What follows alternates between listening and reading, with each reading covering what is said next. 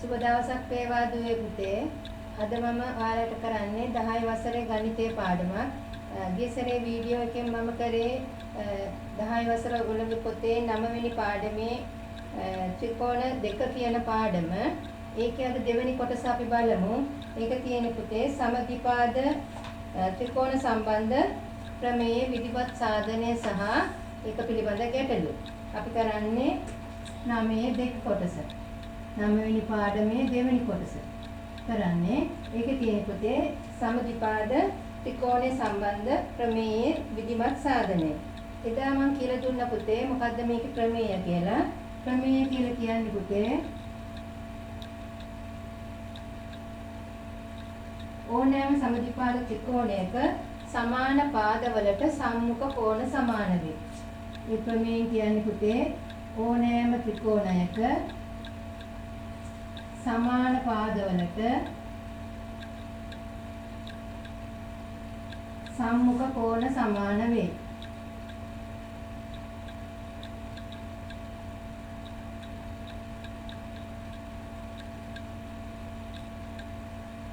මේක තමයි ප්‍රමේය. දැන් බලමු අපි මේ ප්‍රමේය සාධනය කරන්නේ කොහොමද කියලා. දැන් අපි ප්‍රමේය යොදලා පොඩි ගැටලු කීපයක් අපි ගිය වීඩියෝ එකකින් කරා. අද බලමු මේ ප්‍රමේය විධිමත්ව සාධනය කරලා ඒකේ ගැටලු කොහොමද විසඳන්නේ කියලා. දැන් බලන්න මම මේක මකන පුතේ.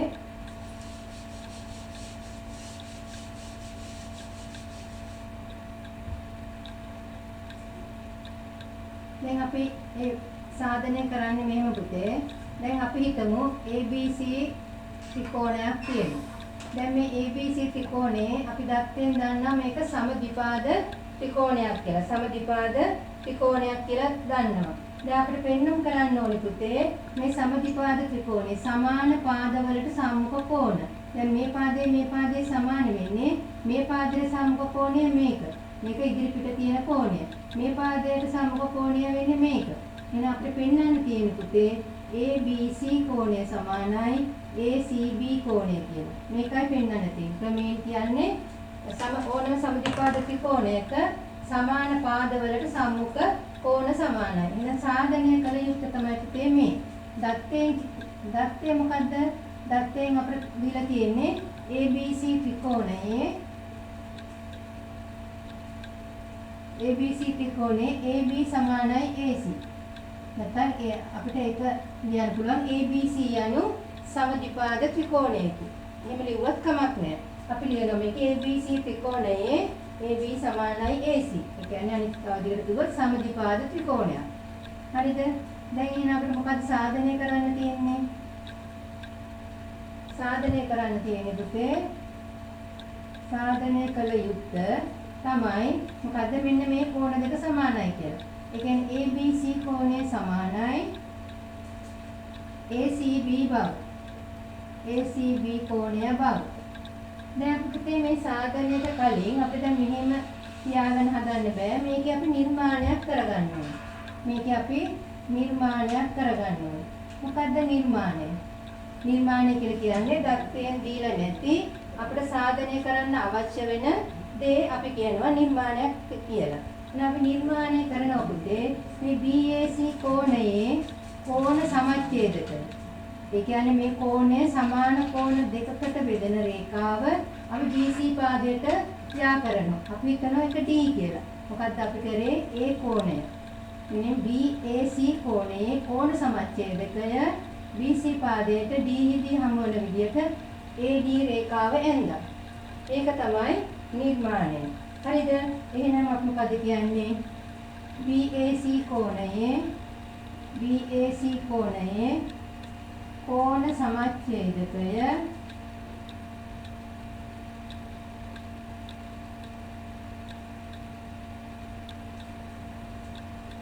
BC පාද D හිදී හමු වෙන තෙක් දික් කරන්නේ. ඕක තමයි BAC කෝණයේ කෝණ සමච්ඡේදකය BC පාදයේ D හමු වෙන තෙක් දික් කරන්නේ. ඔන්න නිර්මාණය. දැන් අපි බලමු පුතේ මේක සාධනය කරන්නේ කොහොමද කියලා. දැන් මේක සාධනය කරන්න අපි ගන්න පුතේ පුතාලා මීට කලින් කරලා තියෙනවා ත්‍රිකෝණ අංග සම කිරීම. අනේ ත්‍රිකෝණ අංග සම කිරීම යටතේ තමයි අපි මේ ක්‍රමය සාධනය කරන්නේ. දැන් මෙතනින් හැදෙනවා පුතේ ත්‍රිකෝණ දෙකක්. මොකක්ද ත්‍රිකෝණ දෙක? ABD ත්‍රිකෝණය සහ ACD ත්‍රිකෝණය. අපි එන සාධනය අංග සම කරන්න යන ත්‍රිකෝණ දෙක මුලින් ලියන්න ඕනේ. අපි ලියනවා ABD සහ ACD ත්‍රිකෝණවල. දැන් පුතේ මම එදත් කිව්වා අපි ABD ත්‍රිකෝණය කියලා කිව්වොත් ABD වලට අයිති අංග ටික මේ පැත්තේ ලියවෙන්න ඕනේ. ACD ත්‍රිකෝණයට අයිති ටික මේ පැත්තේ ලියවෙන්න ඕනේ. මේ ලියපු පිළිවෙල අනුව තමයි අපි ලියන්නේ. එහෙනම් ABD ත්‍රිකෝණයේ අපි දන්නවා AB ACD ත්‍රිකෝණයේ AC වලට සමානයි කියලා. එහෙනම් අපි ලියනවා AB සමානයි AC. ඒක අපිට දීලා තියෙන පුතේ දත්තය. හරිද? දත්තය. ඊට පස්සේ මොකද්ද? අපි නිර්මාණයක් කරගත්තා. මොකද්ද නිර්මාණය?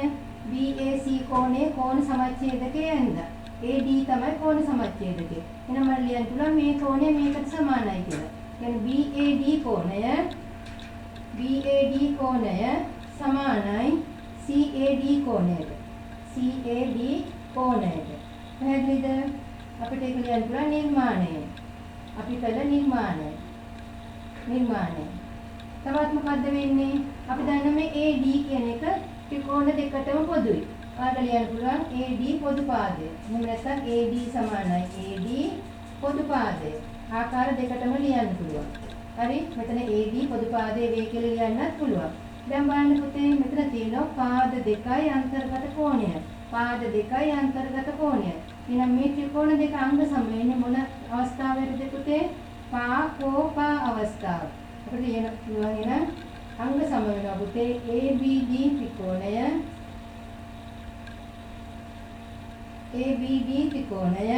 අංග සමයි ACD ත්‍රිකෝණයට හේතුව මොකද්ද? පා කෝ පා අවස්ථාව. පාද දෙකයි අන්තර්ගත කෝණය. එහෙනම් මේ ත්‍රිකෝණ දෙක අංග සම නිසා අපිට මොකද්ද කියන්න පුළුවන්? මේක අපි දන්නවා මොකද්ද? ඒ කියන්නේ ත්‍රිකෝණ දෙකක් අංග සම වුණොත් ඒවට අනුරූප අංග සමාන වෙනවා. මේ ත්‍රිකෝණ මේකට අංග සම නම් මේ පාදයට මේ කෝණය. මේ පාදයට අනුරූප මේ කෝණය. එහෙනම් මේ කෝණ දෙක සමාන වෙනවා. මේ ත්‍රිකෝණ දෙක අංග සම නිසා ABD කෝණය සමානයි ACD කෝණය. ABD කෝණය සමානයි ACD කෝණය. නමුත් අපිට මේ D කියන එකක් නැහැ නේද පුතේ? අපිට සාධනය කළ යුත්තේ D කියන එකක් නැහැ. දැන් අපිට තියෙන්නේ ABC. දැන් බලන්න ABD කිව්වත් ABC කිව්වත් දෙකම මේ කෝණයනේ. තේරුණාද? ඒතර මේ BD පාදය තමයි මේ C දක්වා දික් කරලා තියෙන්නේ. පැහැදිලිද? එහෙනම් ABD කිව්වත් ABC කිව්වත් එකම කෝණය. ඒ වගේම දැන් අපි කියන්නේ ACD කෝණය. අපිට පෙන්වන්න තියෙන්නේ ACB කෝණය. එහෙනම් ACD කෝණය කිව්වත් ACB කෝණය කිව්වත් මේ කෝණය. පැහැදිලිද? මේ අපි දාගත්ත අකුරක්. එහෙනම් මේකෙන් අපිට ලියන්න පුළුවන් මෙතන ලියනවා පුතේ. එතකොට ABD ACD කියන්නේ ABD වලට අපි ලියන්න පුළුවන් ABC. ABC සමානයි ACB. හරිද? දැන් පැහැදිලිද? දැන් මේ ත්‍රිකෝණ දෙක අංග සම කරා. අංග සම කරාම අපිට මේ කෝණය මේකට සමානයි කියලා ලියන්න පුළුවන්. හේතුව අපිට ලියන්න පුළුවන් පුතේ අංග සම ත්‍රිකෝණවල අනුරූප පාද. දැන් මම හිතන්නේ පුතාලට මේක පැහැදිලි ඇති. අපි දැන් මේක යටතේ ගණන් කීපයක් හදමු. හරිද? දැන් බලන්න පුතේ මෙන්න මේ වගේ ටිකක් දීලා තියෙනවා. බලන්න පොතේ මම දැන් මේක මපනවා.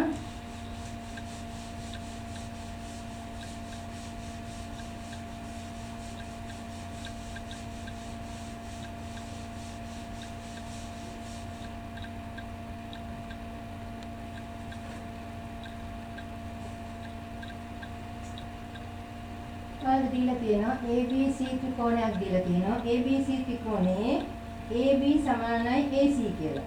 හරිද? දීලා තියෙනවා ABC ත්‍රිකෝණයේ AB සමානයි AC. ගාන දීලා තියෙන්නේ ABC ත්‍රිකෝණයේ AB සමානයි AC. AB සමානයි AC කියලා දීලා තියෙනවා. ඊට පස්සේ තව දීලා තියෙනවා BA පාදය E තෙක් දික් කර ඇත. BA පාදය දික් කරලා තියනවලු E තෙක්. දැන් BA කිව්වොත් පුතේ මේ පැත්තට දික් කරන්නේ. AB කිව්වොත් මේ පැත්තට. B වල සිට A දක්වා. හරි BA පාදය E තෙක් දික් කර ඇත.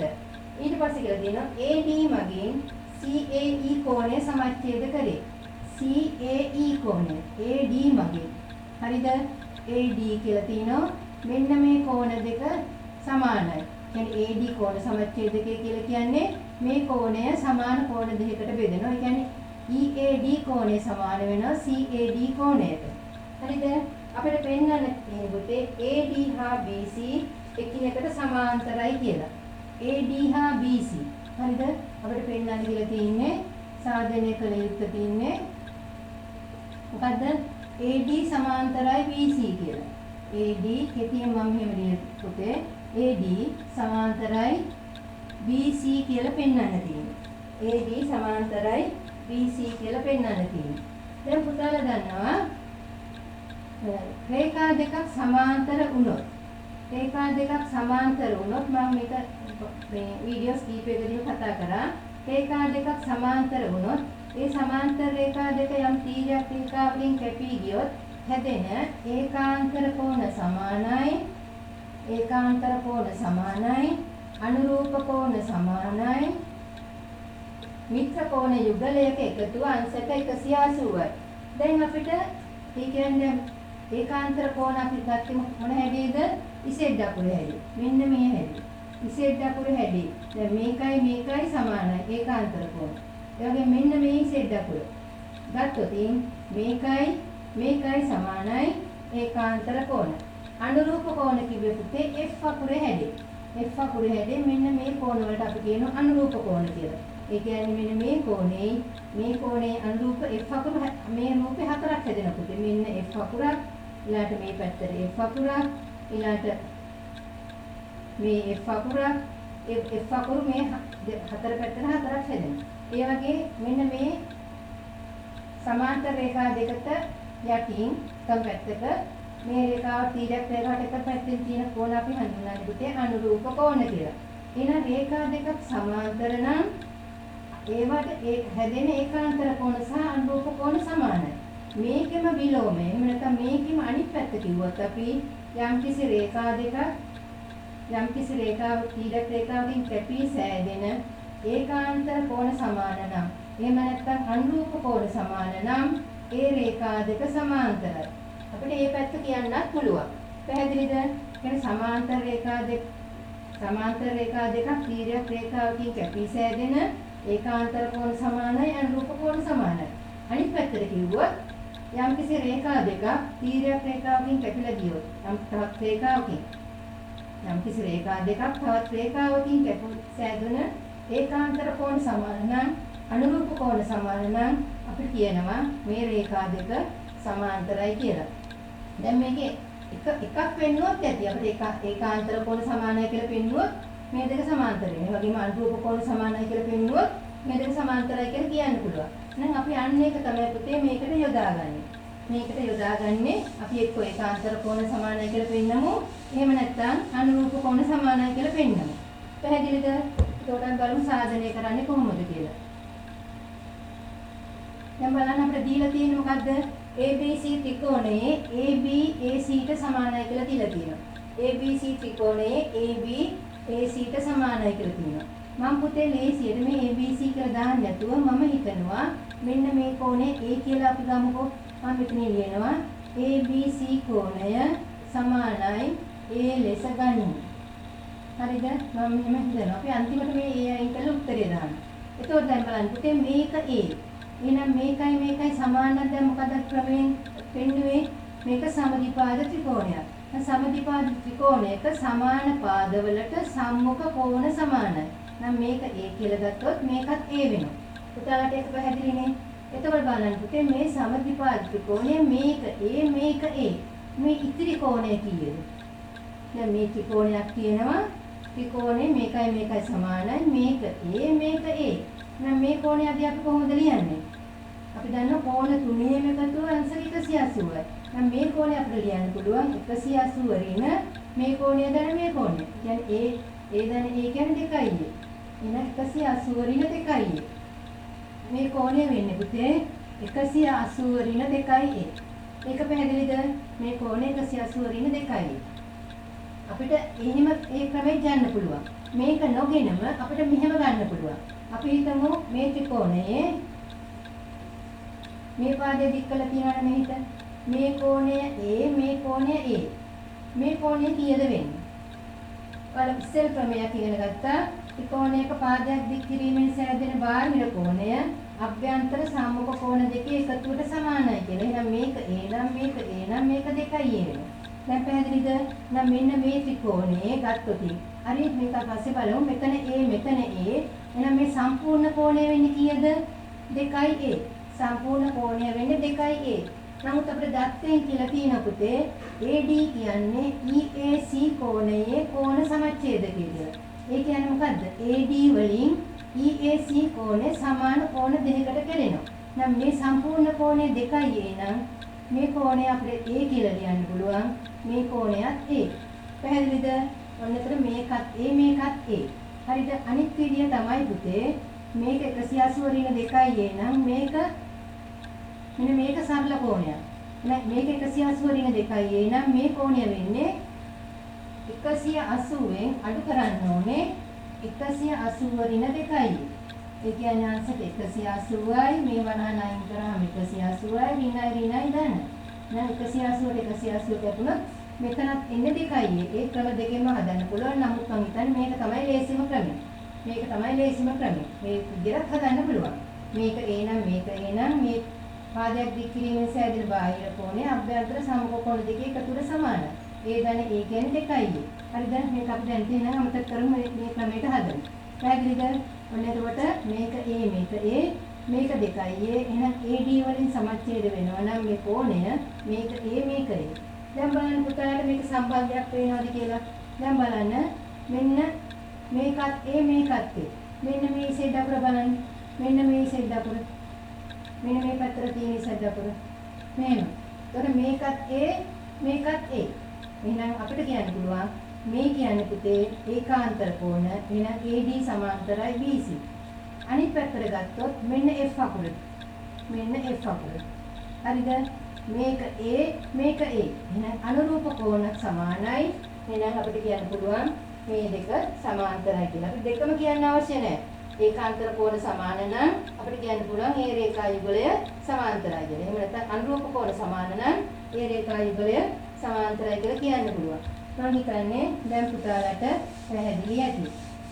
දැන් අපි අකුරු තුනක් දදා ලියනකට වඩා පුතේ මෙන්න මේ වගේ ක්‍රමයක් හදාගත්තොත් අපිට ඉක්මනටම පේනවා මොකද්ද මේකේ අතර තියෙන සම්බන්ධය කියලා. ABC A අපිට කියන්න පුළුවන් එම නිසා ABC සමානයි මේ කෝණය. ACB කෝණය සමානයි A. AB සමානයි AC නිසා. AB සමානයි AC නිසා. හරිද? එතකොට ඒත් එක්කම අපිට ලියන්න පුළුවන් මොකද්ද? EAC කෝණය. EAC කෝණය සමානයි 2A. හේතුව ත්‍රිකෝණයක පාදයක් දික් කිරීමෙන් සෑදෙන බාහිර කෝණය ත්‍රිකෝණයක පාදයක් දික් කිරීමෙන් සෑදෙන බාහිර කෝණය අභ්‍යන්තර සම්මුඛ කෝණ දෙකේ එකතුවට සමාන වේ.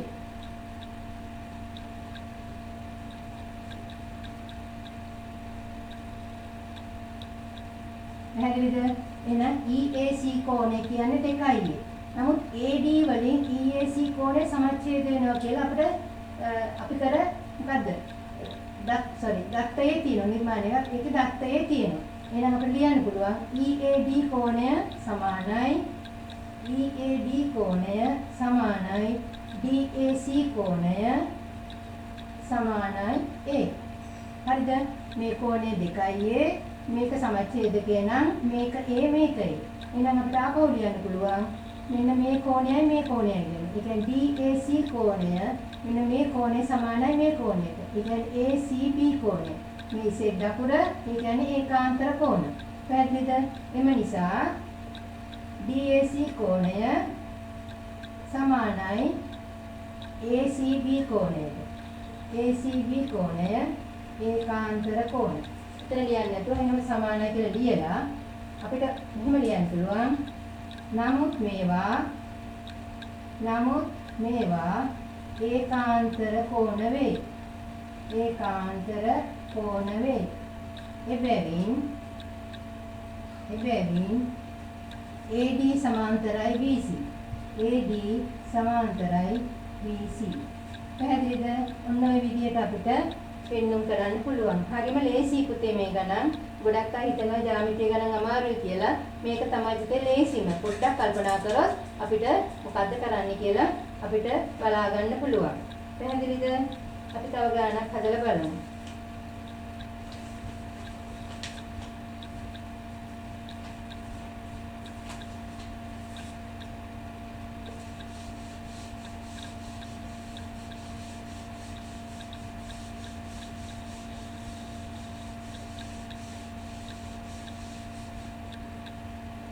ඊළඟ ගාන බලමු අපි.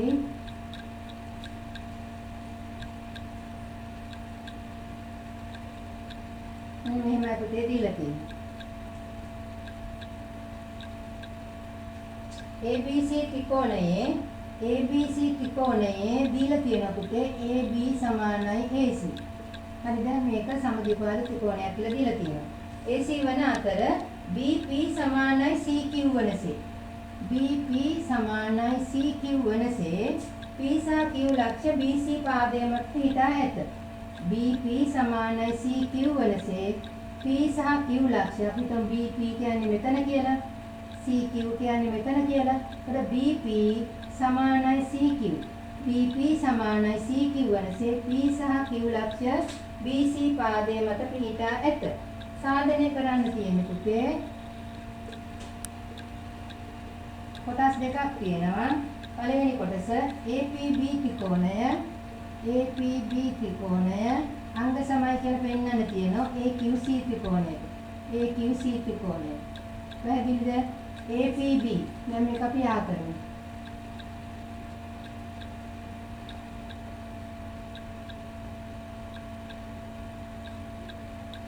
APB සහ AQC ත්‍රිකෝණ අංග සමයි කියලා පෙන්වන්න තියෙනවා. දෙවෙනි කොටසට පෙන්වන්න තියෙන පුතේ APQ කෝණය සමානයි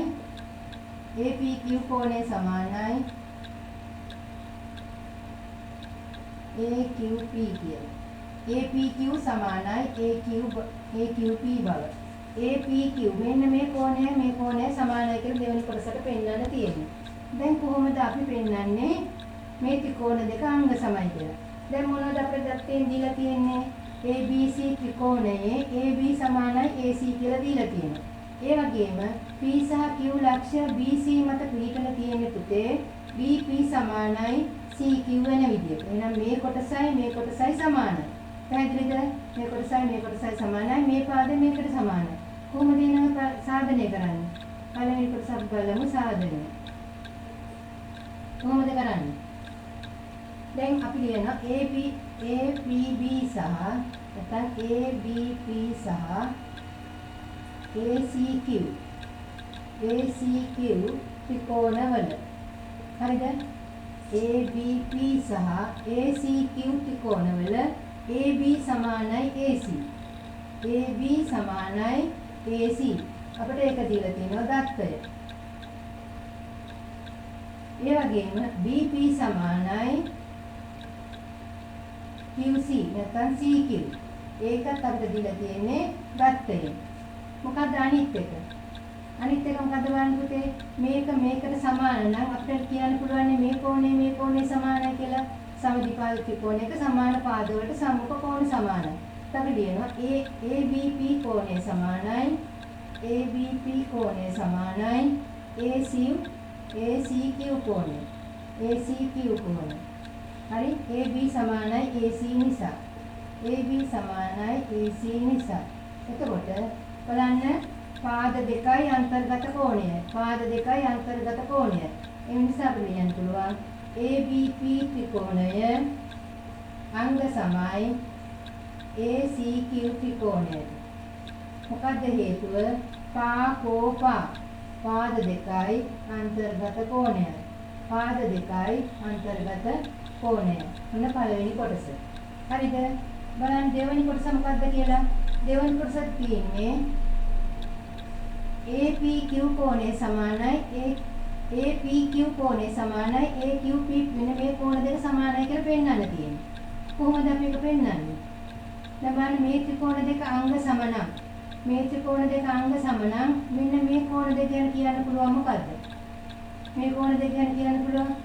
දැන් මේ ත්‍රිකෝණ දෙක අංග සමනම් මේකයි සමාන වෙනවා නේද පුතේ? يعني මේකට අනුරූප කෝණය මේක, මේකට අනුරූප කෝණය මේක. අපිට ලියන්න පුළුවන් මම මේ කොටස මකන්නම් පුතේ අර පැත්තේ ලිව්වොත් ඔයාලට පේන්නේ නැති වෙයි කියලා. මම දෙවෙනි කොටස මෙතන හදන්නම්.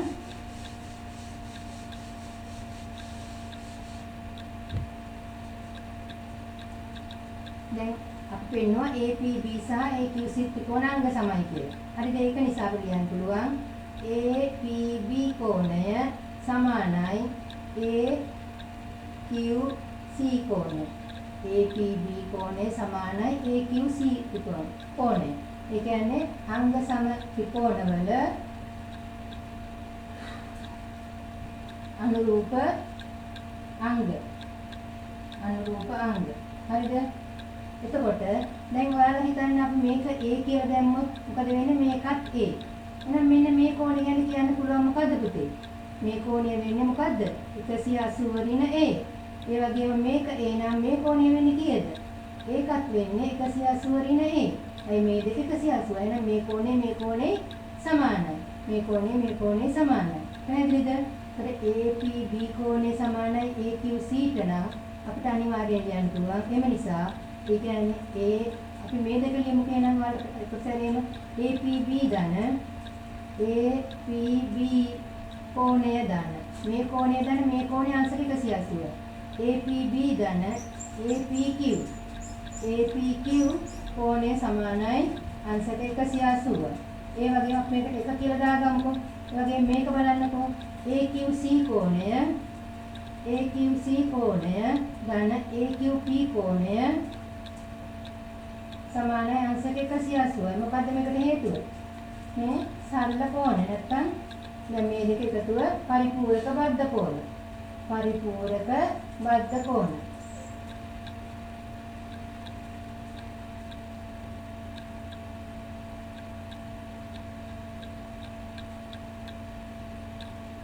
හරිද? දැන් බලන්න මේ දෙකම 180යිනේ. අපිට එන මේ දෙපැත්ත සමාන නිසා අපිට මේ දෙපැත්ත සමානයි කියලා ලියන්න පුළුවන්. ඒ කියන්නේ APB කෝණය ධන APQ කෝණය සමානයි මේ පැත්ත. AQC කෝණය ධන AQP කෝණය. පැහැදිලිද? දැන් අපි පෙන්වුවා මොකද්ද? APB මේකයි සමානයි කියලා පෙන්වුවා. APB කෝණයයි AQC කෝණය සමානයි කියලා පෙන්වුවා. නම් මේ දෙක සමාන නම් අනිවාර්යයෙන් මේ ඉතුරු දෙකත් සමාන වෙන්න ඕනේ. එම නිසා APQ කෝණය සමානයි AQC කෝණය. APQ කෝණය සමානයි AQC කෝණය. ඔබ තමයි පෙන්වන්න තියෙන්නේ. මම හිතන්නේ පුතාලාට මේ ගානක් පැහැදිලි ඇති. දැන් අපි ඊට පස්සේ බලමු පස්සේ ඊළඟ ගාන.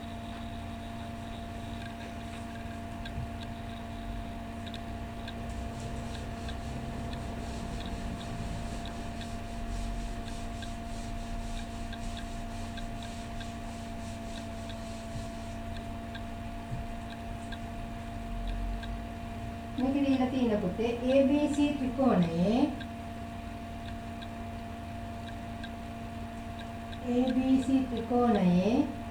BC පාදයේ මධ්‍ය ලක්ෂ්‍ය D වේ. BC පාදයේ මධ්‍ය ලක්ෂ්‍ය D. හරිද? ABC ත්‍රිකෝණයේ BC පාදයේ මධ්‍ය ලක්ෂ්‍ය D වේ. කියලා දීලා තියෙනවා. තව කියලා තියෙනවා BD සමානයි DA නම් BD සමානයි DA. හරිද? දැන් DBC වල මධ්‍ය ලක්ෂය කිව්වොත් මේකයි සමානයි.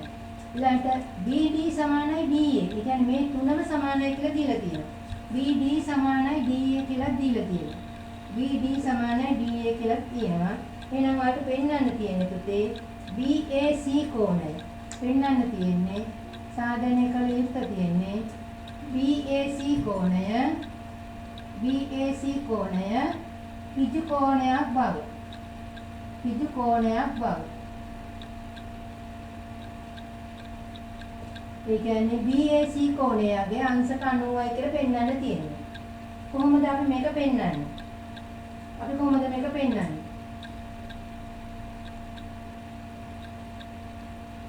අපිට දීලා තියෙන්නේ ABC ත්‍රිකෝණයේ BC පාදයේ මධ්‍ය ලක්ෂය D කියලා දීලා තියෙනවා. ඒ වගේම AD BD සමානයි DA කියලා දීලා තියෙනවා. දැන් කොහොමද අපි දැන් පුතාලා හිතන්නේ ABD ත්‍රිකෝණය ගත්තොත්. ABD ත්‍රිකෝණය ගත්තොත් මේකයි සමානයි. පැහැදිලිද? එහෙනම් මේකයි සමාන නම් මෙන්න මේ කෝණ දෙක ගැන කියන්න පුළුවන් මොකද්ද? මේ කෝණ දෙකත් සමානයි. මේක සමද්විපාද ත්‍රිකෝණයක්. සමාන පාදවලට සම්මුඛ කෝණ සමානයි.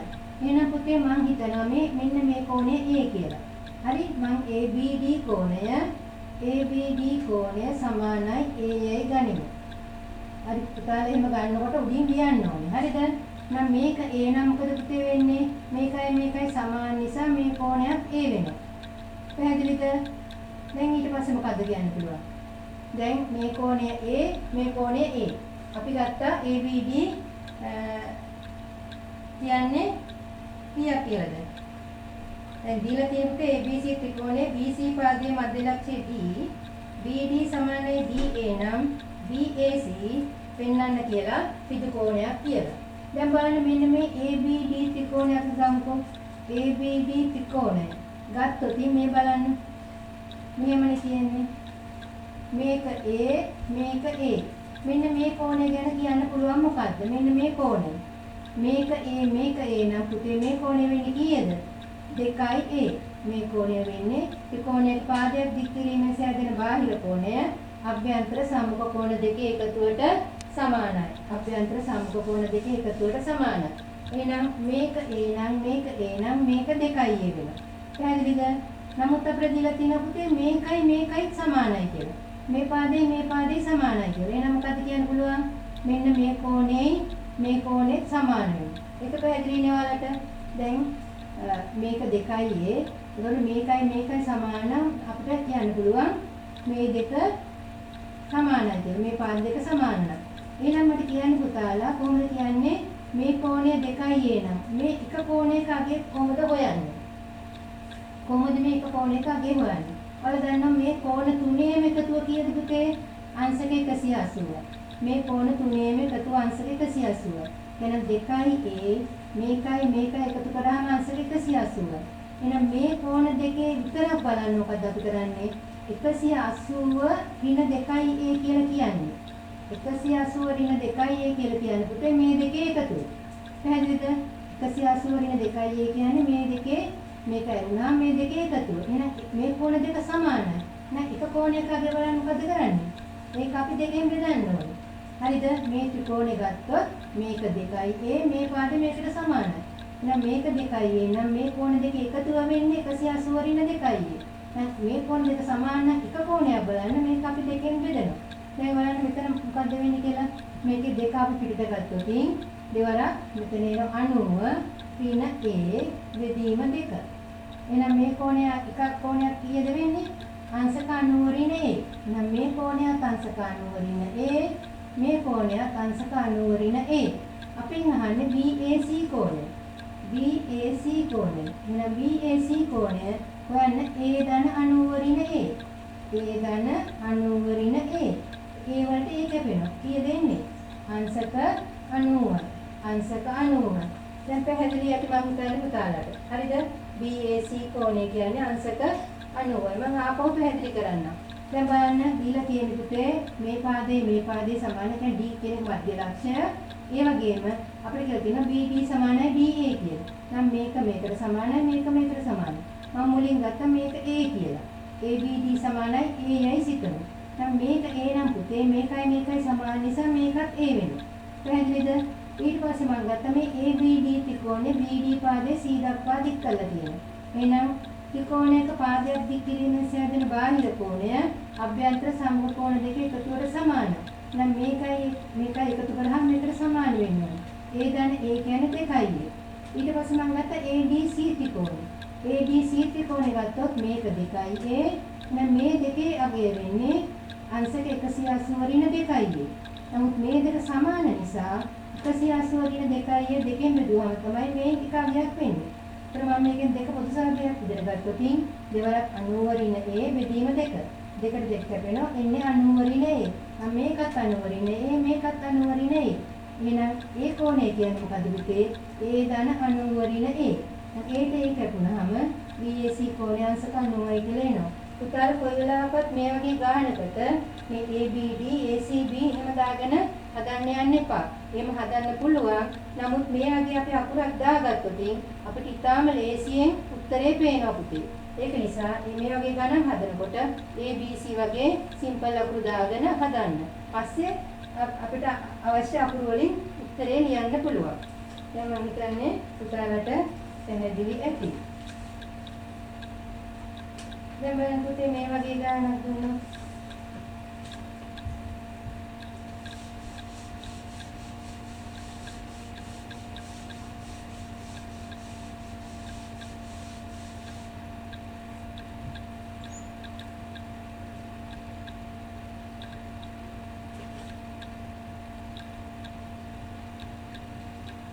මාත් පෙන්නන්න කියනවා සම්පාද ත්‍රිකෝණයක සමපාද ත්‍රිකෝණයක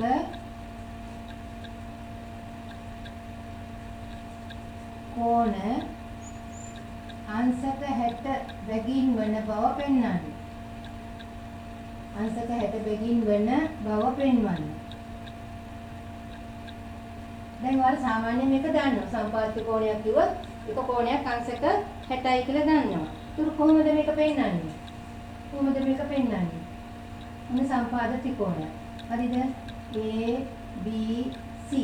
සම්පාද කියන්නේ මේ පාද තුනම සමානයි. අපිට පෙන්වන්නලු මේක කෝණයක් අංශක 60යි කියලා. කොහොමද පෙන්වන්නේ? දැන් අපි හිතමු අපි එක කෝණයක් ගන්නවා A කියලා ඉස්සෙල්ලා. ඒ කියන්නේ ABC කෝණය සමානයි A යයි සිතමු. A යයි සිතමු. හරිද? එතකොට මේ කෝණය A නම් අපි මේ පාදයයි සමානයි. AB සහ AC පාදයේ සමානව අපිට කියන්න පුළුවන් මොකද්ද? මේ කෝණය මේකට සමානයි කියලා. හරි? අපිට කියන්න පුළුවන් ABC කෝණය සමානයි